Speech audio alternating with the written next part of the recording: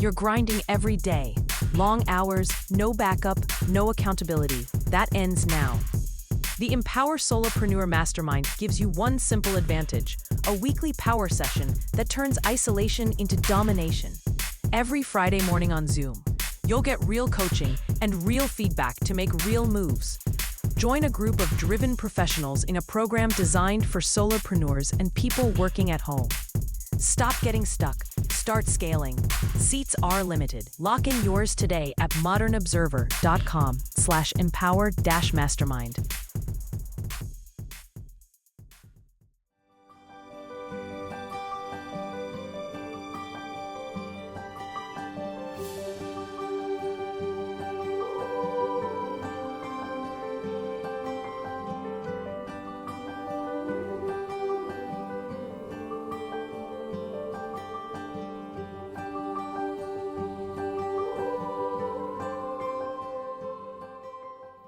We are lighting the candle, a world that works. I am smiling today because I am here with my partner in World Empowerment, Jan Jeremias, and we're going to have a very nice conversation. I'm going to start off by saying, Jan, thank you for sending me the picture of the fully lighted menorah. It was very, very empowering.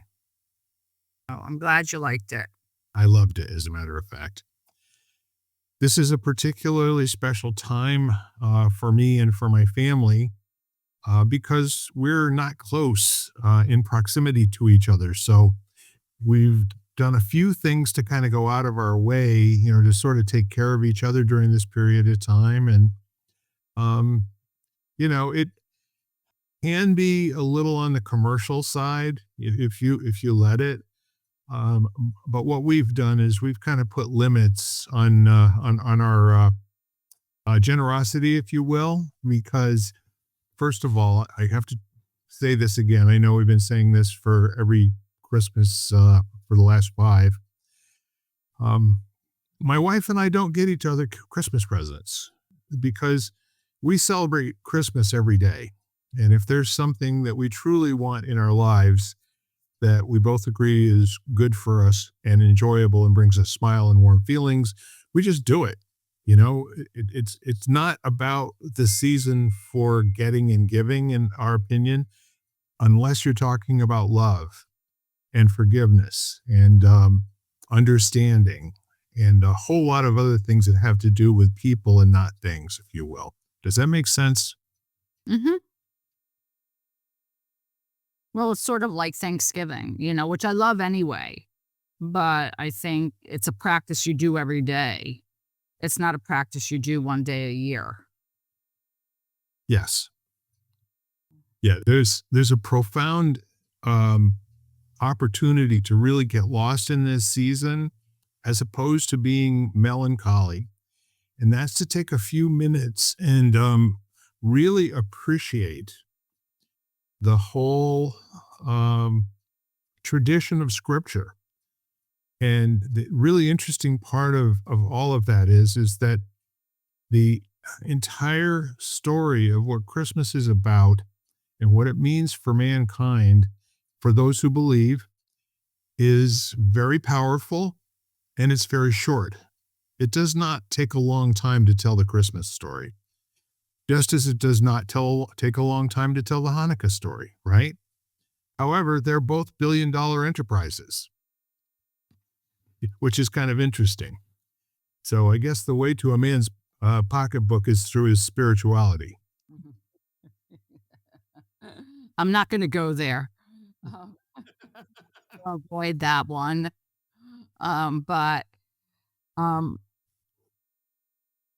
Yeah, I mean, I think, if you look at like movies or books about the holidays, and they were much more about what people could do for each other.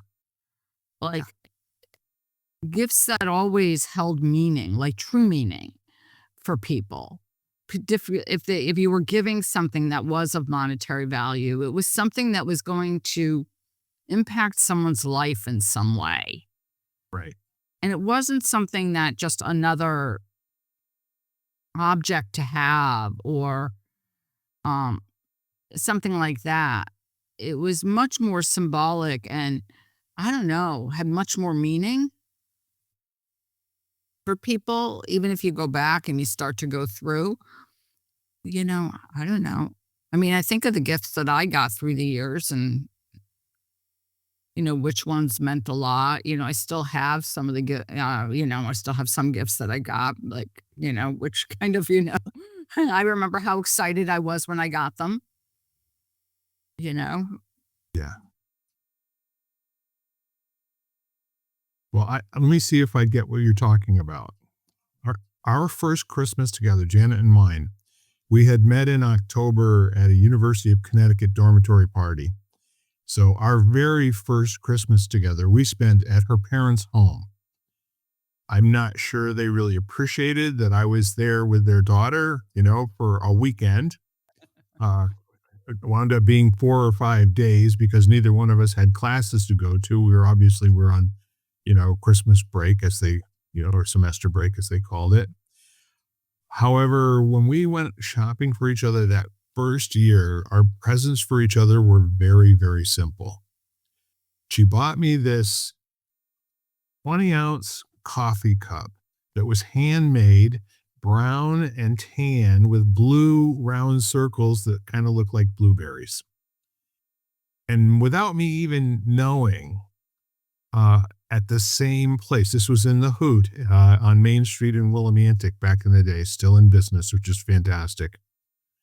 I bought her one with these cute little owls on it, a larger owl and a smaller owl. That was 51 years ago. 51 years ago. We still have them. Mhm. They've been through countless thousands of dishwashings, Now we have a lot of other coffee mugs that we use all the time, but those are still here. And I still can presence the feeling that I had for her that first Christmas. Now, we bought each other a couple other small things that wasn't big because neither one of us had any money. We barely could rub two sticks together to come up with our security deposit for the apartment that we were going to move in, which was $85 security deposit at first month. So it was a lot of money for us. And I still get that feeling in my stomach and in my chest and in my heart, actually in my whole body, of just the two of us. First, she opened up her gift from me and she looks at this coffee mug and she holds it up and she turns it around and she says, "Those are the cutest owls, And I said, "Yeah, that's really great." I said, "I was hoping you'd really like the idea of a coffee mug. This is, I think, the first thing that I bought you." And so she said, "Well, we'll just see." Of course, it got to be my turn to open up my gift, and I'll be darned if it's not a bigger version of a coffee mug, that's more suited to me. I'm 6'4" and all that. And long story short, every time we've used those, we've had many occasions where the two of us will comment about what an interesting coincidence that that's what we bought for each other for our first Christmas presents. It wasn't like either one of us cut our hair off, to buy the other one the combs or or whatever it was we thought that the other person really needed.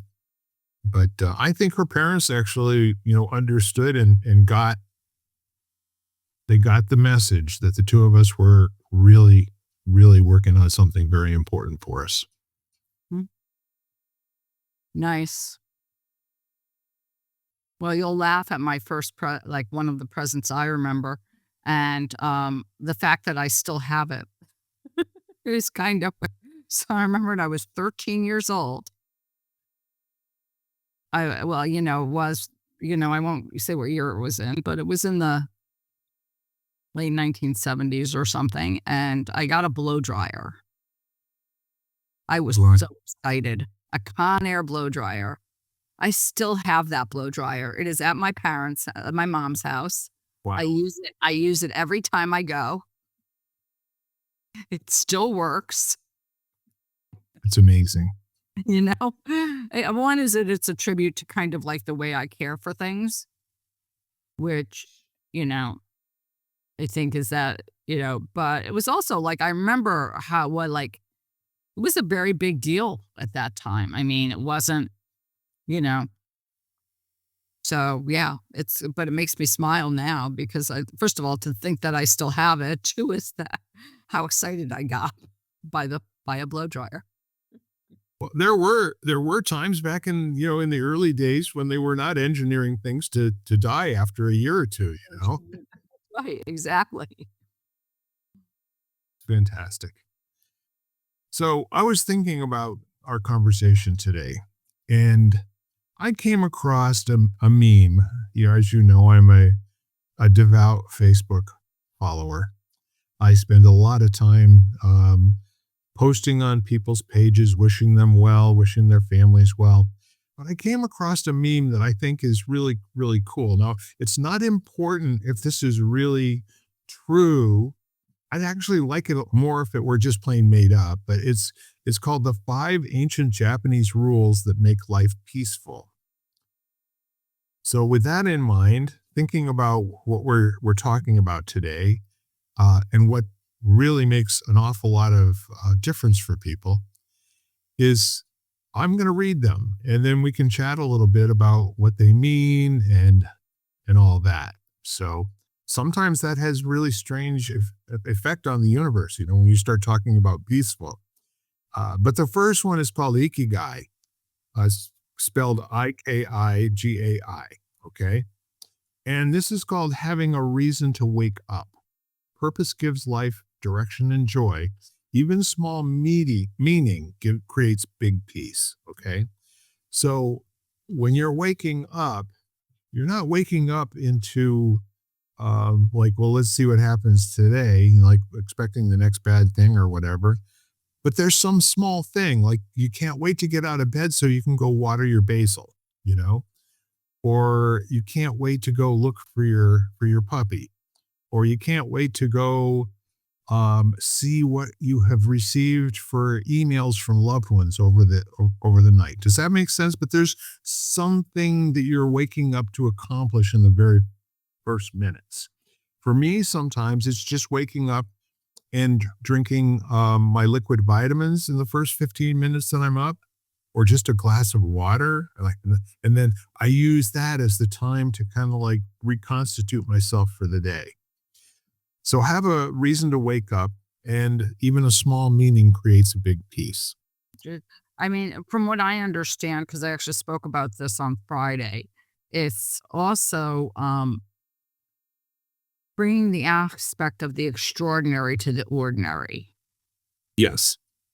It's thinking about the ordinary things in your life and literally making them extraordinary, like really appreciating and looking at with this element of awe, like the different things that maybe you take for granted every day because it gives your life meaning.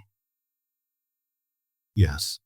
Beyond the stuff that tends to occupy our existence. Yeah, I like the sound of all of that, and that the meaning that I'm hearing in what you're talking about is like a congruence or a relationship over time between how the days string together, and it's not where you're going to be buffeted around by the events of the day, but there is actually a purpose that you have on this earth, and that seems to make some sense to you.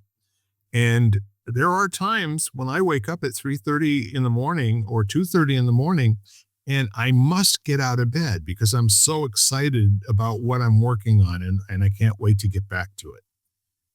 So I think, that's kind of a neat thing. And as you're saying, if you can find miracles in the mundane, then that gives you the opportunity to generate so much more power in your life and to come from a place of peacefulness, it seems.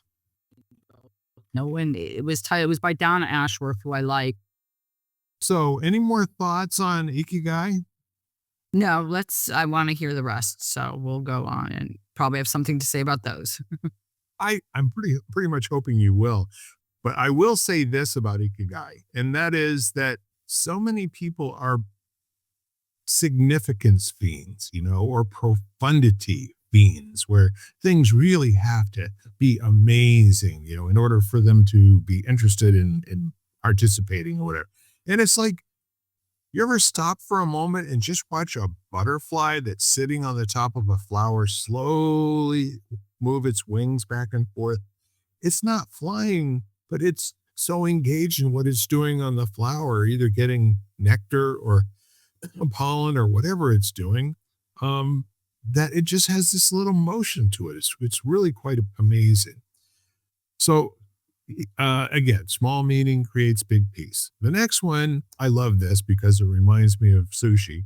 Wabi sabi. Okay. Oh, yeah. Uh-huh. And this one is about accepting and embracing imperfection. Beauty lives in the flawed and the unfinished. Perfectionism destroys happiness. I love this one. And what it brings about for me is there is a statue, I believe it's by Rodin, but not Rodin, somebody else, but it's this sculptor with a hammer and chisel actually creating an image of himself. And what the sculpture is doing is it's breaking up the stone, and you can see the arms, the head, the shoulders, down to the waist, and the rest of it is all stone that's waiting to be chipped away. And it just kind of like reminds me that unfinished sometimes leaves an opportunity to have questions, right? Where finish gives you an answer, and there's not much more to go on there. It's not much more, and then time goes by and the answer that you got long ago is no longer good. It's no longer true. Culture's changed it. Science has changed it, or people talking has changed it. So accept imperfection. Man, I mean, first of all, I love it because there's room for evolution. Because I think what ends up happening is when you figure something is, let's say, complete, even if it's imperfect, it's almost like even if the opportunity arises, you're like in your mind, well, this is done already. Yes. And there's no space. So you have to give it, for change to happen, you have to give it space. I love that. And I also love it. You map this onto how many people over my lifetime have regarded the odd persons, the misfits, and when you start to learn that life doesn't exist like a TV show where everybody operates in a particular way and they have a particular amount of intellect or IQ and all these other things, how people say things that are amazing and astounding all the time. No, life is in the mispronouncing of words. Life is in the forgetting what you wanted to say at the beginning of the sentence by the time you get midway through the sentence, and then having to go back. What the hell am I talking about? It's about the opportunity to live in a world where things can imply what comes next, but not tell you completely. The perfection of being imperfect, if you will. Yeah. And I think that the other thing that it opens the door up for is compassion and understanding. Because I think when you look at things that are, people acting imperfectly, Yeah. then there's very little space for those, even if people act perfectly for at some point, for points, but if you are looking for that, there's no room for compassion for the time when they're not. Yeah. And I think that that's what it brings to mind to me, is it opens the door for compassion and understanding in conversation. Yeah. And maybe some recognition. Each of us has an area that we're not quite finished, or maybe we're far from perfect. That would apply to most of me. Me too. So having kind of the grace to not only embrace but empower the lack of perfection. So then the third concept is Kaizen. So Kaizen, this is in manufacturing, we use this approach, and the idea was each time better than the last. It was the interpretation that I learned of the Japanese word. Improve a little bit every day. Tiny progress becomes transformation. Consistency beats intensity. So a lot of effort over a short period of time doesn't necessarily change anything in a lasting way. However, small things that are adopted and continually practiced as small things going forward become habits. Those habits, produce predictability, and they also produce an openness to look and what I call playing heads up ball.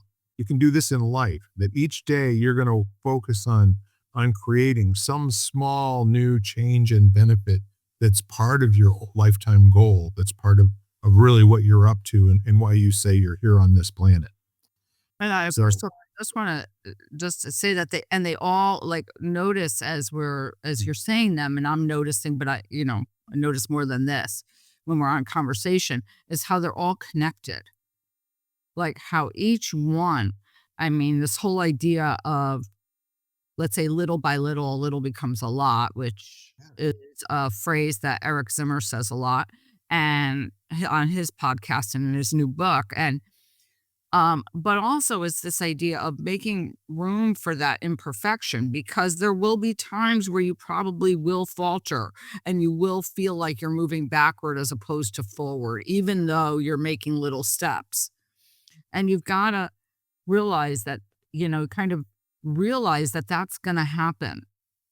And that's okay, because I think what ends up happening is if we think we're going to be perfect, first of all, you know, um, I feel like I could get a doctorate in this. Um, if we think we're going to be perfect every time, or that we're going to succeed every time, if we're trying to change something, first of all, when we're not, we get totally discouraged, and most of the time you give up, because there's no space for any grace, compassion, for imperfection, for understanding. If you also have this feeling, and then you also go down the whole, like, I'm gonna, of self criticism and self berating and everything like that, because you haven't succeeded. And so not only do you not do it, or you may, let's say you're like you don't do something you want to do towards your little goal or whatever, towards your goal, but then you make it even worse by beating yourself up about it. So, yeah. I like that approach. And that was also something while we were in manufacturing, we always looked at the failures as this investment in learning, okay? That each time something doesn't go the way that we intend, or it dramatically doesn't go the way it was designed, it's not like feeling bad that it didn't work. In our thinking, the worst thing that can possibly have is to have the damn thing work completely the first time and you don't know why. It's the little failures that lead to the big lasting success. And I always like to think of the lore about Thomas Edison doing 1,000 experiments on filaments before he got the first light bulb that actually lasted for a period of time is worth talking about. But I think along those lines, if we just take every day and look at it from what grants us peace, what grants us the ability to be without pressure or without external, what we call external, those of us who spend some time looking into it, ain't nothing out there that's putting any pressure on us at all. It's our own concerns. It's our own mental processing. And Kaizen gives you like this really nice place to stand. Like, no matter what happens today, my intention is that I do better this time than last. Or, a little by little adds up to a lot, that sort of a thing. It gives you an opportunity to be grounded and peaceful and balanced. And I think really what we're talking about here is looking at the world not as like these monumental big things, but every big thing is made up of a whole ton of little small things. Hmm. And all of those being executed perfectly isn't um, isn't the goal. If you didn't learn anything about it, by getting it perfect, what'd you get out of that? It's called an accident, and it's a happy accident at that. But along the same lines, this is an opportunity for things to be done with a centering and with a peaceful approach, with the idea that every time you do something, it's a little bit better, it's a little bit more appropriate, and you understand what is present when it's working, and you understand what was missing when it wasn't.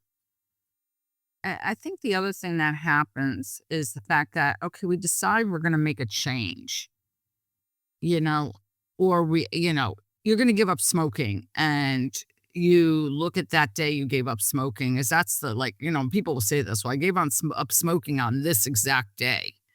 Because those kinds of things you remember, it's the kind of thing where you're sitting there and it's kind of imprinted in your mind. I remember I don't remember the date, but I remember the last can of diet soda I had and where I was, once I gave up like that kind of, junk or whatever, and I don't put it in my body anymore.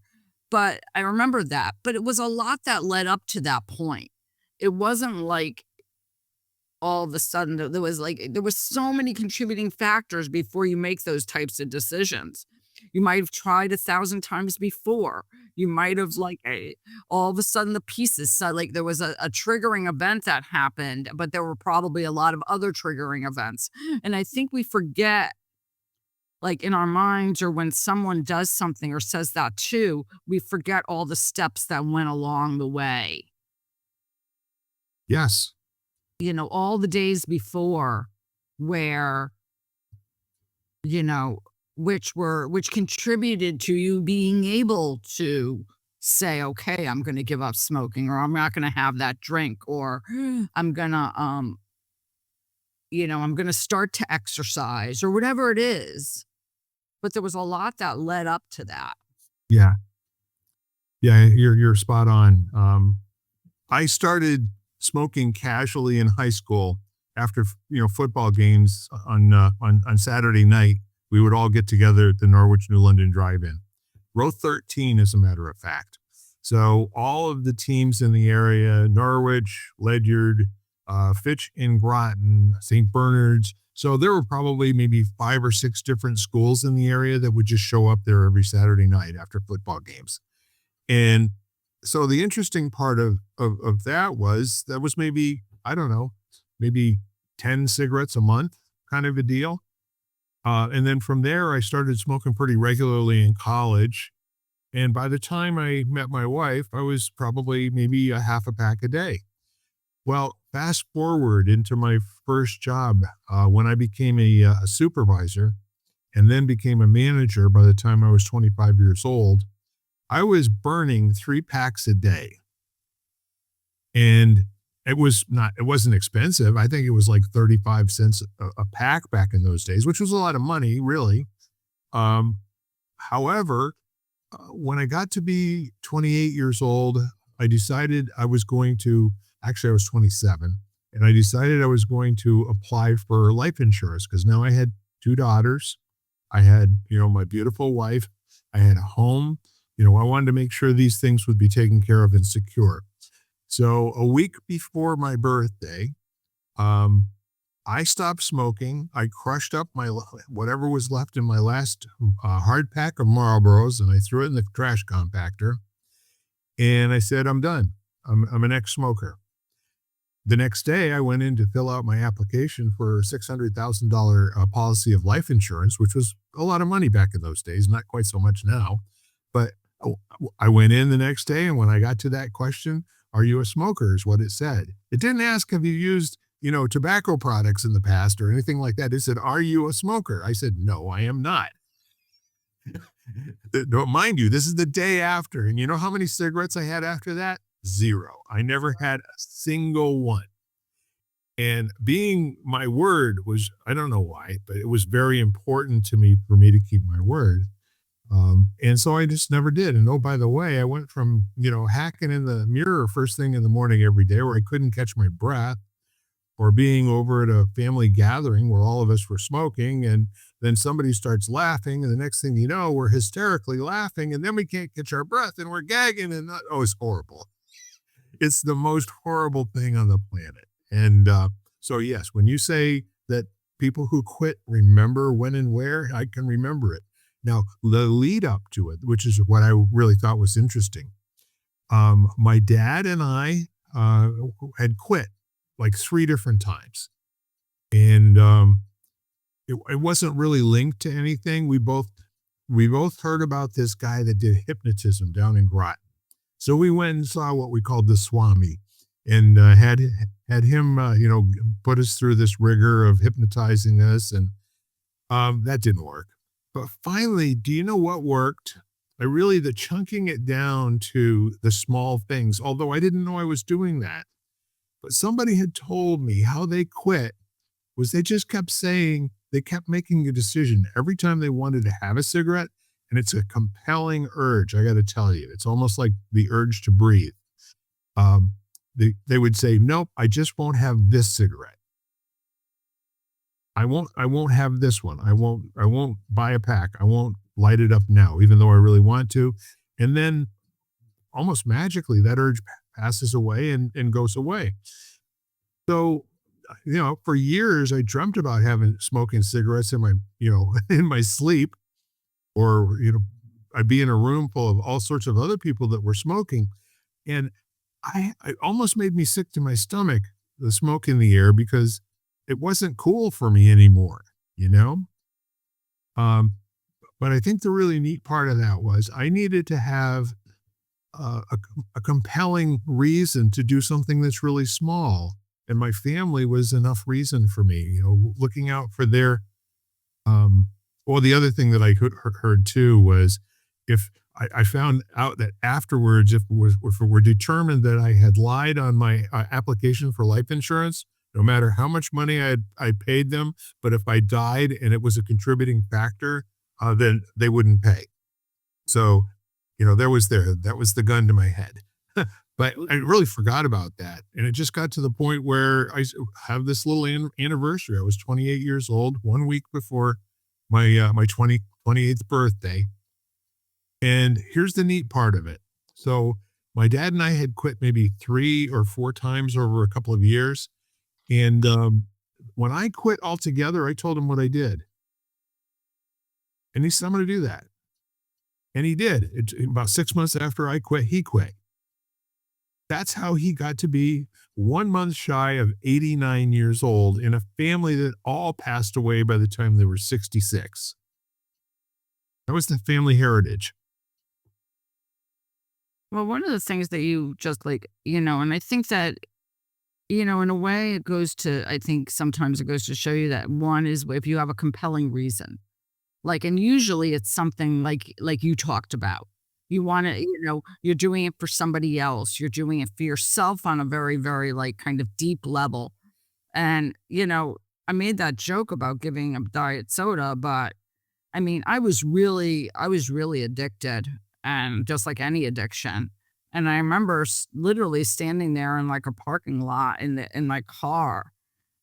And I was like, oh my God, it took so much self-control not to go in and buy a can. But I was very much like, I remember having the cans at home and saying, okay, when I'm done with these, I'm not buying more. And and to this day, I don't really miss it. But every now and then, I mean, it's been probably, I don't even know, over 25 years. But to this day, when I eat certain foods, I'll be like, "Ah," I would really love to have a Coke, like a Diet Coke with this. I'd really love to have a Diet Coke. Pizza is one, like there's just something about, so there are certain foods that'll like bring it up in me or whatever. And it might sound odd to people, but it wasn't healthy. And I was trying to be more healthy and I had medical reasons. And so I was like, okay, but I remember, and I say compelling reason, my mother was a smoker from the time she was like 16 or 15, and she quit when she was in her 30s, Right. early 30s. And she used to say that she realized that she could never tell us not to smoke if she smoked. Like she felt like, she couldn't really say that. Like, so she decided to quit because she didn't want us to smoke. Yeah. That that's a powerful thing when somebody decides they're going to set an example for someone else. Now, mind you, I didn't quit so that my father would quit. They were independent. We just Right. kind of shared with each other. And then when he said, you know what? He said, you're doing okay with that. He said, you're not struggling with it this time. Because for me, at that age, whenever I went out to dinner and had a cocktail or we're out with the guys playing pool over at the French club or something of that nature, yeah, there was a natural thing to smoke. Plus, in those days, everybody smoked everywhere at work. I mean, in church, in the hall, everyone smoked. There was just no. And then all of a sudden, we had the legislation that had to be removed from the workplace because of the obvious issues with secondhand smoke. So I mean, it's what's interesting about this too is we're getting to this conversation by talking about improving a little every day, Mhm. and there's like this event when the last straw is enough to break the camel's back. Mhm. And the neat part of it is that if you're working intentionally, you don't even have to know how many straws you put on the camel's back. All you have to do is just say, geez, this is who I am now. This Right. is how it operates. But I think what's good is to acknowledge, like to sit there and realize, to me, there's this realization that comes is I don't have to know exactly what led up to it. Right. But the realization that a lot went into it, partly because then I think that, then we give ourselves credit where credit is due to realize the strength that it took to, you know, to not smoke or to do whatever else or to do something that I think we give our not a boastful way, but in this kind of acknowledging ourselves for something that we accomplished Yes. that took um a lot of work for us, and I don't think we have to remember every single time that we're probably never going to remember every single time that, you know, it led up to that, whatever that event was. Right. But it is, I think, worthwhile to acknowledge it. Yeah, I agree with you. I think again, if you're in that kind of let's learn from what worked and what didn't work, those small little knowing, yes, this did work, okay? Or wow, I'm impressed that I made it through that situation. I was completely stressed out by something that was happening at work at the same time that I had all this stress coming from family and finance and all that kind of stuff. And I chose not to do it, good on me. I mean, we're not going to throw a party or anything or see if there's anybody who wants to do a ticker tape parade, but the acknowledging of that allows you to complete it, have it disappear and move on. It's not a big deal, but it is a deal, right? A little deal.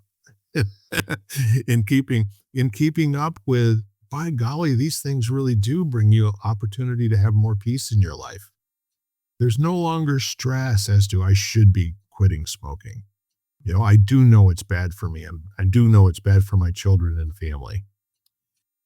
So I think that, what we've seen so far, there's a lot of emphasis on little.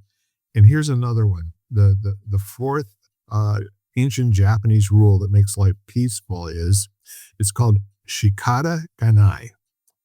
And that is Let go of what you can't control. Acceptance reduces suffering instantly. Some things must be released, not solved. And I can still remember um, being very, very stressed out and concerned in my first supervising job.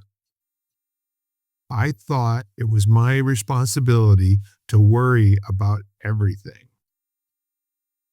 And my vice president of manufacturing that I reported to, he came up to me one day and he said, "Hey, Bill, you know what? You can lighten up just a hair, right? I really appreciate how much you care. Everybody gets it, right?" He said, "But here's the thing. It's clear that you are concerned about outcomes." And he said, I'm concerned that that may take your eye off the ball in terms of execution. I want to see if I can give you a tool to like make it easier for you to get through these difficult things where you feel, that the failure in the outcome is going to do away with all of the good things that have happened up to now. In manufacturing, also and also in supervision, there was this old saying that here's an attaboy for you. It was a slip of paper and it said, "Here's an attaboy for you. 1,000 attaboys makes you a leader of men. One aw shit sets you back to zero again." So, I mean, that kind of encapsulated, where the artificial pressure was coming from. So what he said to me was very simple. He said, my Jewish grandmother said to me, Arnold Klugman, he said, there's only two things that happen in the world, the things you can control and the things you can't control. He said, so here's the deal. If you can control it, don't worry.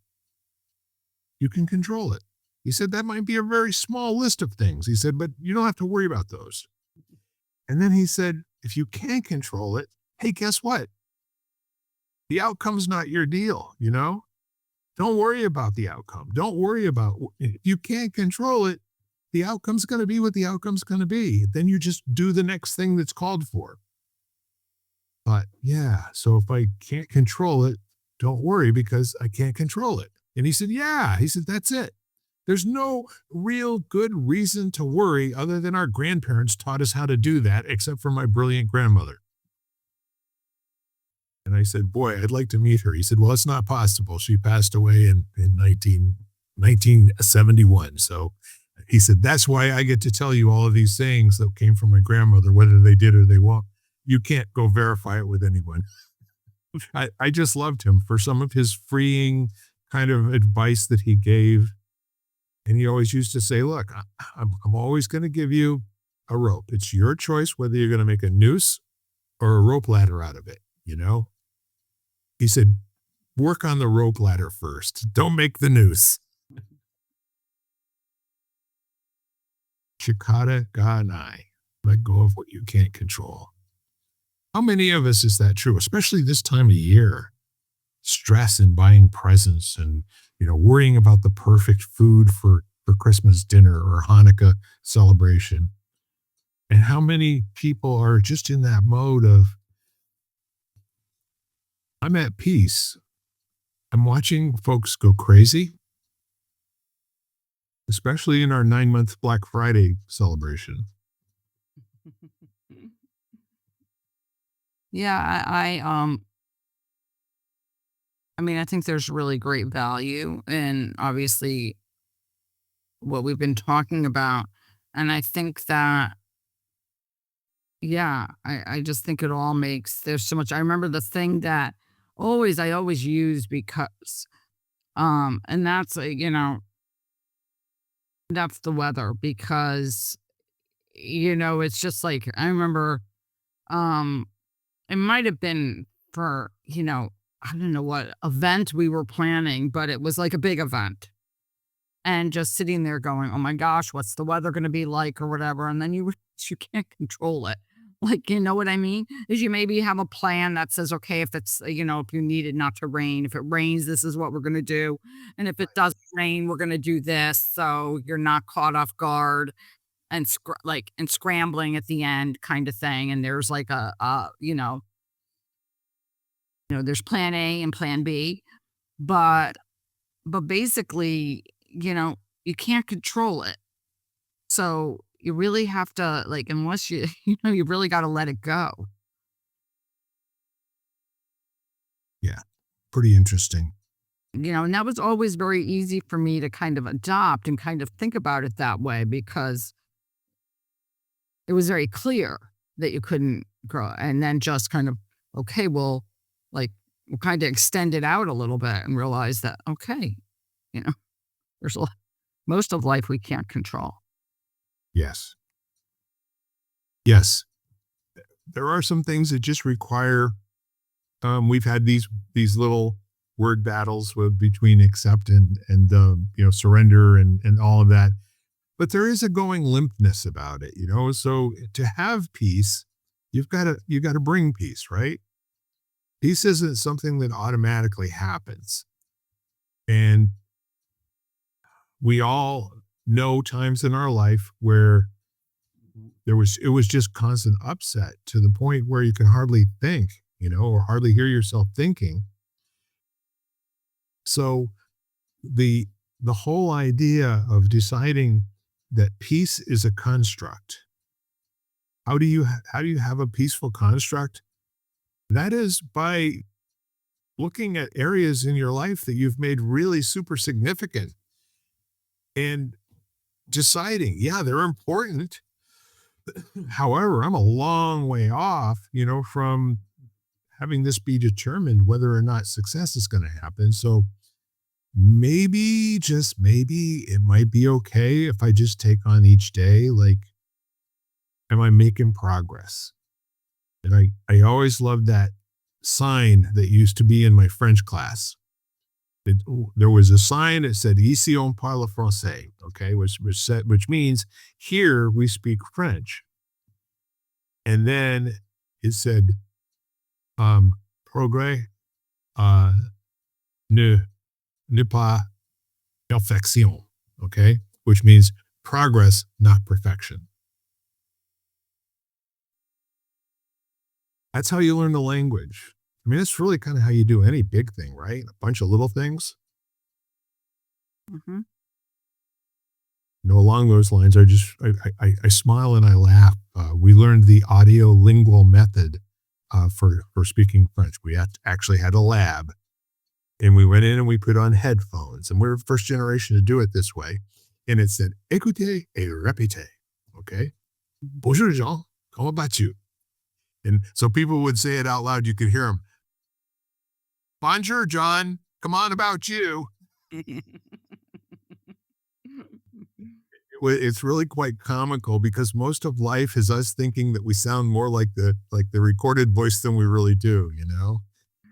So, But one of the uh, things, and I think of, because peace is like peace, and everybody, like, it almost sounds passive. Like, there's like some sort of like element where, oh, I'm just gonna be peaceful, kind of thing. And then you realize that peace is really like an action word.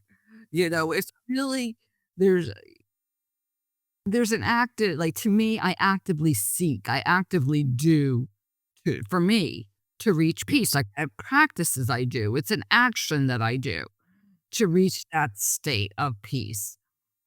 And if I'm not actively doing something, it's an active way of navigating life. It's an action of looking for the extraordinary in the ordinary. It's like all these different things, but I'm taking action like, to get to a state. So it's not like I do nothing, basically. I mean, there is, like, I can meditate and I can get to a state of peace, but it's an active form of meditation. So, you know, a it's like, decision that you made to meditate about that. Yes. right, exactly. It's not like, well, I'll just hope I'm peaceful. Yeah. And then while you're on your way to hoping you're peaceful, then you're really all stressed out because it ain't happening. Right, exactly. Exactly. I can't meditate. I hear that a lot. I'm a bad meditator. Yeah. I'm always left with the Three Stooges, when Curly says, trying to think, but nothing's happening. Very, very cool. So then the last one, you're going to like this one especially, and it's called Omiari or Omoyari. And that is being considerate of others. Gentleness makes life lighter for everyone. Kindness is a quiet strength. So all of these things have to do with generating peace from the inside out, not seeking peace out there somewhere, but through your way of being, through your behavior, through your active thinking and action, you are actually generating peace. You're generating peace in your own life, and you're also generating a little bit of an oasis of peace for the folks around you. But then the really, really neat thing about this number 5 is I hear be considerate louder than be considerate of others, because you got to start with yourself.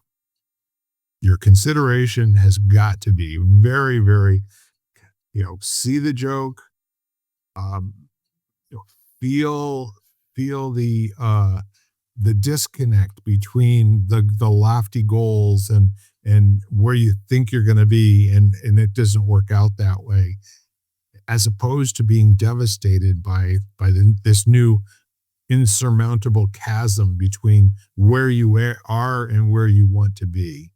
Just be considerate, and then that consideration, you can focus on others, but make sure it's an all-inclusive, considerate behavior that includes you in it at the core. Hmm.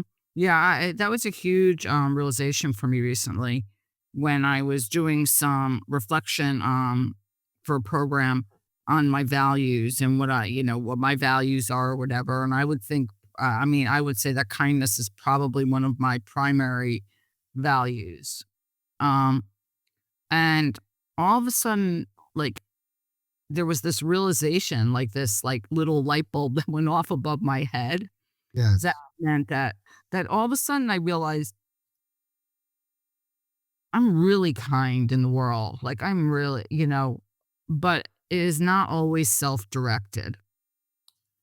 And all of a sudden I thought, oh, like there was this huge thing that, like when I say kindness is a value, like why don't I include myself in that value? Like why do I not include it? It's not like I intentionally don't include, like you're not included, you're not supposed to be, but it's almost like I forget to be kind to myself.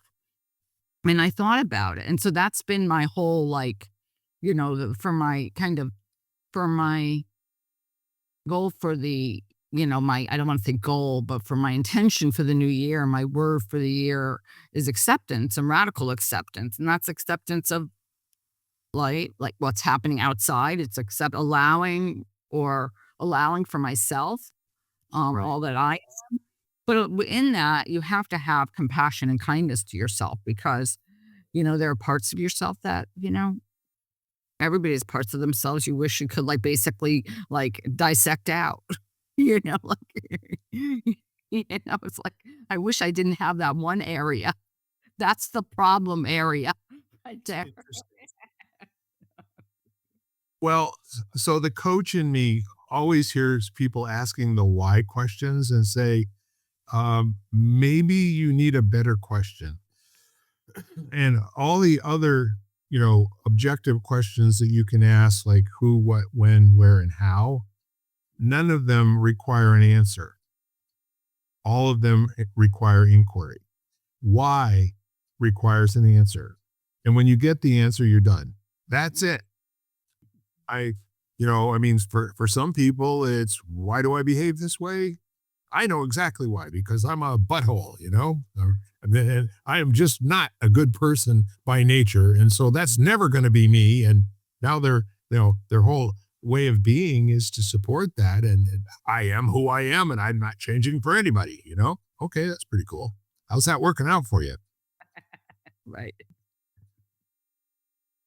So I think the neat thing is that when you start shifting from why am I this way to what's present or what's missing in my life that would make a difference for me in this area. where it's no longer looking for a feature that is built into you, but it's now something that you can go look for a cause that is not you. That now you can just say, this is my behavior, in response to this cause that I believe is there. And on closer scrutiny, I'm finding out the cause really isn't there. I'm behaving as if it is because I really couldn't stand myself if it were. So, or whatever else whatever else you come up with through your inquiry. But Yeah, either that or there is most likely a direct origin in a lot of cases. yep, And most of the time, those don't apply anymore because they were something that happened in the past that we responded to. right.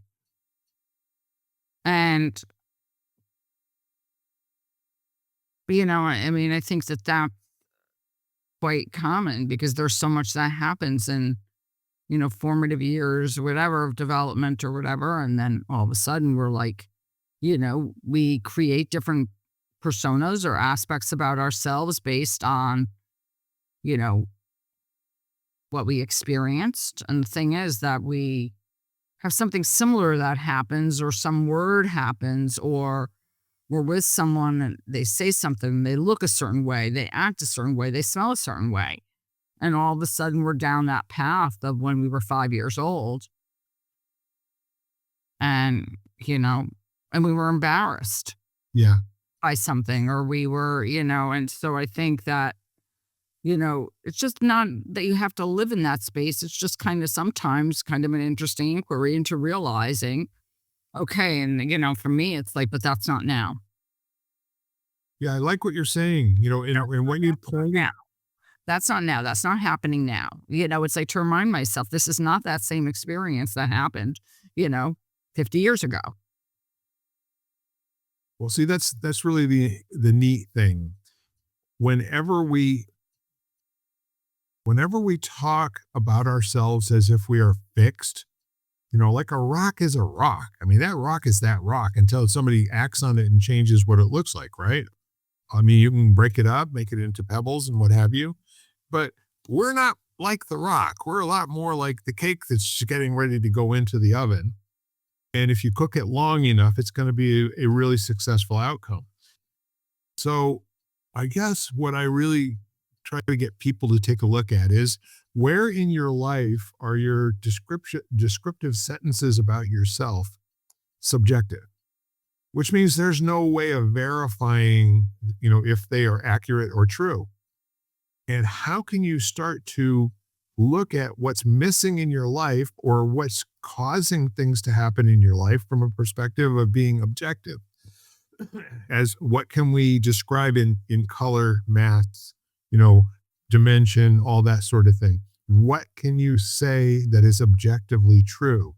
If it's a subjective statement about yourself, the things that are conversational in nature are not correctable by conversation or anything else. They have to be worn out and lose all of their juice naturally by being interested in other things or what have you. You just can't go around, regretting the loss of your grandmother for your entire life the way it was acute for you for weeks when it actually happened. So you have to, in order to survive, go on to other things. That's a completely subjective feeling. The impact of it, the degree that you're grieving and are upset, or in some cases, maybe it has an upside where it gives you great access to memories you'd forgotten about. But if there's something you are looking to change, which is how we got onto this, are we trying to just stop and be different the next day? Or are we looking for those little small things that we can do over a period of time that objectively say that when you do these things, sometimes people have success? So for instance, when we aren't happy with how much we weigh, or we're not happy with how much weight we can lift, what do? We follow someone else's program, right? That's objective. We're hoping that they've got objective statistics that basically say people that follow these steps will have somewhere in the range of these results, but your mileage may vary because not all people, perform exactly the same way.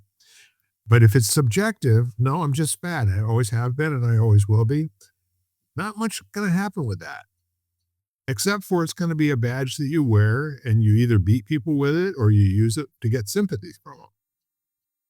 But I can tell you, as somebody who has been in situations that I really thought were unchangeable, they were conversational. They were not, this is what's so, and it's written on a stone tablet somewhere and cannot be changed for love nor money. Mm-hmm. So the who, what, when, and where, and how, those 5, they kind of give you at least a starting point to gain access to something that might be objective. And then using the terms what's present or what's missing, that if it were otherwise, it might make a difference. Let's look and see if there's some of those kinds of things that are going on in our present, as opposed to being perpetually flawed as a human being and you were never intended by God since the beginning of time to ever have these things in your life.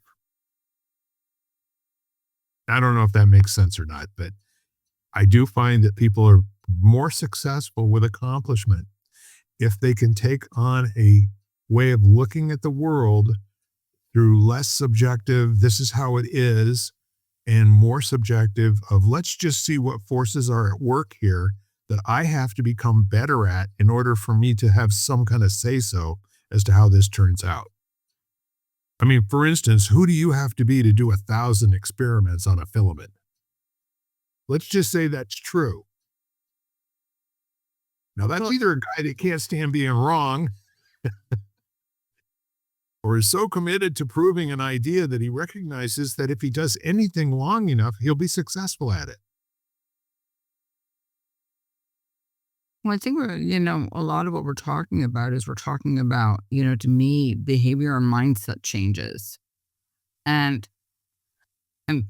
part of the reason if I go back to what I said is sometimes we have to realize where it came from, because I think we have to, for me, it brings in an element of understanding for myself on this was created within myself, like whatever it was, it was a response Right, to something, but it was created probably a long time ago.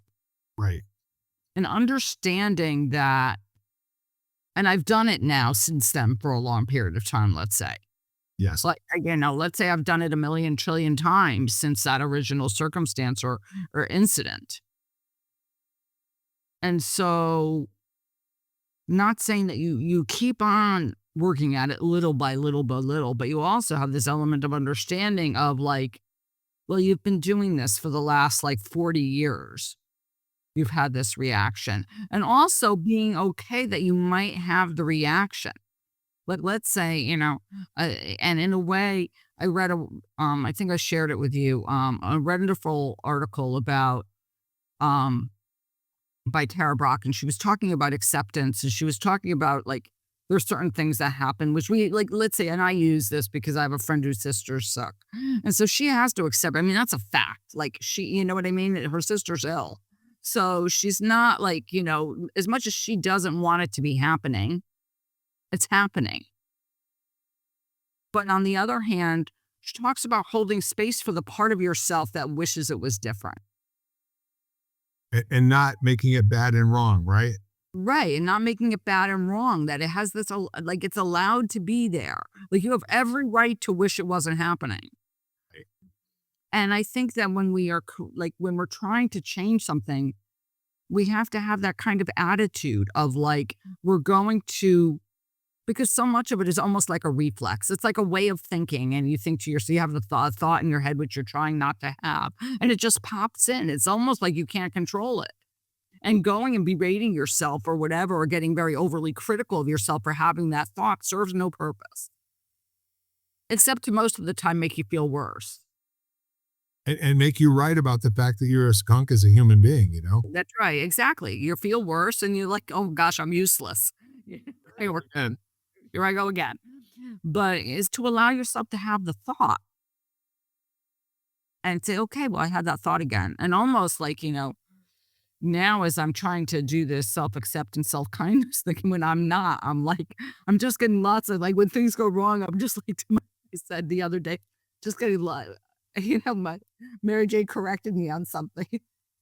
And I just said, it's like, I'm sorry I'm correcting you again. I said, it gives me more opportunity to practice being wow yeah, myself. I said, it's just another time I get to say, okay, I get to practice. I love that. I've I've taken all of these things in life that are little challenges and I call them performance opportunities. Let's see what I'm made of today in this area, you know. So that's gotten me through a whole lot of test taking in the last 6 months. But you know what's really remarkable about our conversation that I love so much, our whole premise of empowerment is how do people that are stressed find peace in their life? I mean, we've been talking about 5 years, and these five ancient Japanese rules that make life peaceful are not just they're not just a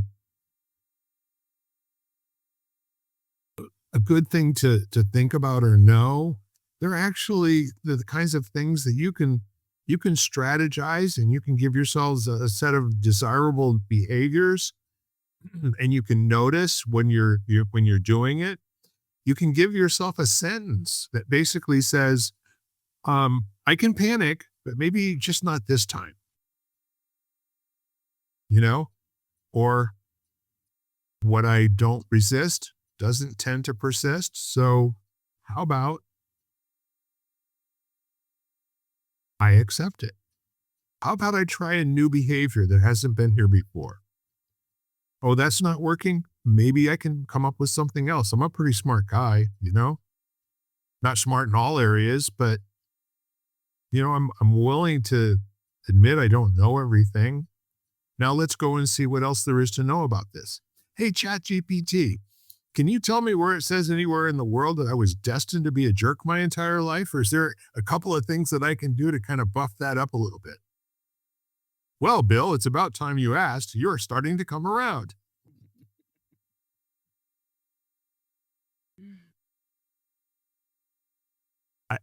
I don't know is really a wonderful thing to say in life. It gives you an opening, where you can choose to be, that ignorance is bliss and I refuse to be made unhappy. Well, please don't use it as kind of a tonic for dulling life's highs and lows. If you were to just use it as an interrupter, I don't know. Now it's a good time to come up with a question. What would be an appropriate question for right now? We've talked about that so many times. When I think of the word like I don't know that I always think that to me that's one of the most liberating phrases. Yeah. And I have to thank someone who basically I remember being really nervous, which I still get nervous about giving presentations and stuff. But I remember a friend of mine saying it's okay to say you don't know. Right. And I remember thinking to myself, and it was like it was like, oh, okay, I can take a deep breath now, because there was so much, I was putting so much pressure on the fact that I had to quote unquote know it. And then it was just like, okay. The fun part of it is you made it up. You don't need to know anything. The rest of the world doesn't care. As a matter of fact, they don't give a good rap if you ever know. But you got to admit, we're pretty sure that it's written down somewhere and immutable and irrefutable, right? Yes, absolutely. So guess what? We're somewhere close to where we normally wrap. Just wondering if you have any other thoughts or any kind of like, nice little holiday bows that you can put on or care to. Um, Not really. I just, I'm reminded of like don't sweat some small stuff Right. as we move into the holidays, and people do get very tense Yes. on the way things turn out, and see if you can really just, recognize what's important, the small little things, Yes. and let that be your let be that let that be your little experimental guide, and just see how that works out for you. It's like, Mhm. I love that saying. There's actually a book that says, don't sweat the small stuff, and it's all small stuff. all small stuff, exactly. So there's a whole lot of different ways that you can remind yourself that there are no virtual handcuffs designed for you to be in every day of your life being miserable. And answering the question why ain't going to get you far down the road. Asking the question of how or what's missing or what's present maybe can get you to be a little bit more contemplative, a little more thoughtful of yourself. Maybe buy you just a little bit of room where you now can consider the possibility of doing something differently. Not better, but maybe something that's more natural, maybe something that's got more ease associated with it and gets you to the same place, by the way. So I'm looking at my calendar. We have a real scarce amount of 2025 left. We are running out of 2025 as we speak. And I, for one, there are some things that I will take into 2026, but there are also some things that I will endeavor to leave where they belong in 2025. Not everything gets to come along. Do you know what I mean? Mm-hmm. Absolutely. I agree.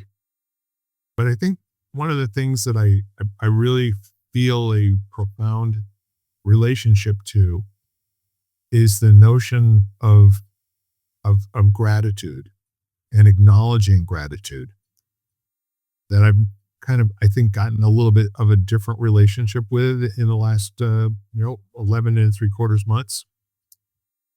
And I'm definitely taking that into 2026. And one of the things I'm most thankful for is your wonderful friendship, your openness, your willingness to include me in your life. Um, and I really do feel like, when I say I love you to someone, it's not romantic love as much as it is I completely am moved and I love how I feel when I think about being with you. Uh, You provide that opportunity for me to bring that space into my life. I'm very thankful for that. thank you, Bill. Well, you're welcome. And thank you.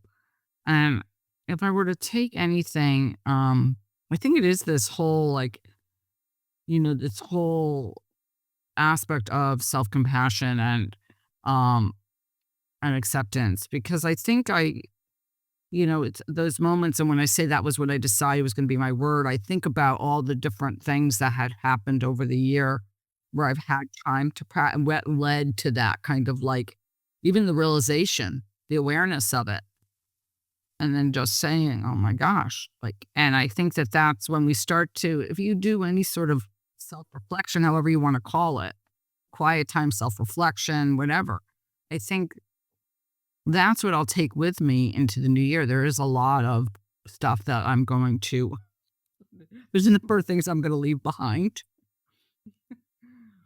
Um, but that I definitely will carry with me. Um, because, as we mentioned, when you're kind to yourself, there's a different level of kindness to other people. Yeah, just being mindful of there is kindness that's possible and noticing when it's present and noticing when it's missing. Mm-hmm. And then not to be, and I'm not saying that every time I was kind, there was an ulterior motive or there was an agenda. But I think then I think what then you start to examine is where is that kindness coming from? Like, is it people pleasing? Is it, fear? Like, what is your mindset and your emotions around that?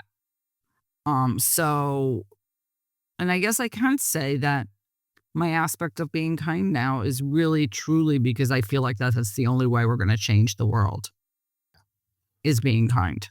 Mm, I love that. And anything else? nope, I'm good.